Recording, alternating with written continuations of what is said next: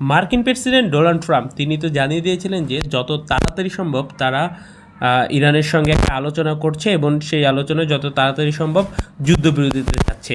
কিন্তু বিষয়টা কিন্তু পুরোপুরি উল্টে গেল ইরানের তরফ থেকে। তারা দাবি করলো যে মার্কিন বাহিনীর সঙ্গে কিংবা মার্কিন সরকারের সাথে তাদের এমন কোনো আলোচনাই হয়নি কিংবা এমন কোনো প্রস্তাব এখন পর্যন্ত তারা পায়নি অফিসিয়ালি যেটা।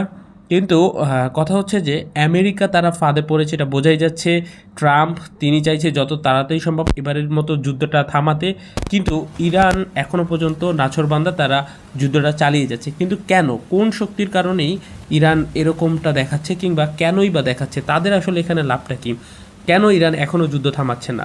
তার প্রধান কারণ হলো ইরান মূলত এখন চাইছে যে তারা এবারের মতোই যুদ্ধটা শেষ করতে, সামনে কখনো যেন আমেরিকা ইরানের ইস্যুতে নাক গলাতে না আসে এবং আমেরিকা যেন সামনের বার ইরানের উপর চোখ রাঙাতে গেলে দুইবার ভাবে, সেই নিশ্চয়তা পেয়েই এবার ইরান হামলাটা বন্ধ করবে, ইরান যুদ্ধটা শেষ করবে।